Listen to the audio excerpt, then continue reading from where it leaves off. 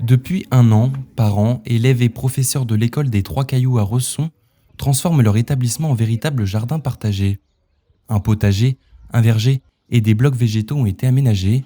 Les élèves ont accès à une multitude de plantes, d'insectes et d'animaux pour découvrir la nature. Ils suivent des cours de plantation, d'observation de la biodiversité ou encore de sciences. Dans ce verger, les élèves ont même installé 3 ruches et ont planté des groseilles, des framboises et des fraises. Le mou mais trop dur. Du coup, je vais essayer d'en choisir une qui est mûre. Voilà, celle-là, regarde. Celle-là, elle est un petit peu plus jaune. Elle est pas encore assez mûre tout à fait, mais déjà elle est un petit peu plus molle. Depuis le début du projet, tout le monde a mis la main à la pâte. Pendant un an, les petits comme les grands ont imaginé cette végétalisation de l'école, de la conception de différents espaces jusqu'à la plantation des arbustes et des légumes. La saison estivale leur permet désormais de récolter tous les lundis, pendant leur cours de jardinage, le fruit de leur travail. On a été voir les ruches, puis on a cueilli des fruits. J'ai bien aimé parce qu'aujourd'hui on a pu manger ce qu'il y avait dans le verger. On a accueilli. Le but pour cette école privée hors contrat avec l'État, c'est de donner aux enfants la possibilité de découvrir la nature. Il y avait une vraie volonté qu'ils puissent voir évoluer le cycle des saisons dans la cour d'école tout au long de l'année.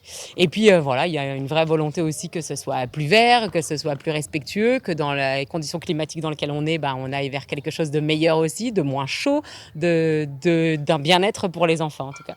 Dans la cour, 80% des plantes sont comestibles et les élèves peuvent les déguster en étant accompagnés d'un adulte. Ils peuvent aussi récolter des tomates, du chou ou des herbes aromatiques dans le potager qui se trouve un peu plus loin. Par exemple, le thym ou la sarriette qui adore un sol très drainé et être en plein soleil vont se retrouver tout en haut. Et puis là, du coup, tout en bas, pour prendre d'autres plantes qui ont d'autres besoins spécifiques, on va retrouver des menthes. Le maître mot ici, c'est permaculture. L'idée, c'est de planter tout en respectant des valeurs bien précises. Oui, alors la permaculture, c'est pas qu'une technique de jardinage, quoi. C'est plus une philosophie de vie. Et là, on a essayé de la synthétiser en un trépied de valeurs qui est prendre soin de l'humain, prendre soin de la nature et créer des systèmes hyper efficaces pour produire en quantité et partager. En fait, on a végétalisé en essayant de créer un maximum le gîte et le couvert a un maximum de biodiversité, en fait, que ce soit végétal comme animal. Et en fait, on se retrouve avec une richesse de plantes et d'animaux qui sont déjà en train de s'installer. C'est fabuleux, ça va à une vitesse grand V, quoi. Si le projet a bien avancé, il reste encore à faire. Une serre et un poulailler doivent encore être installés dans les prochains mois.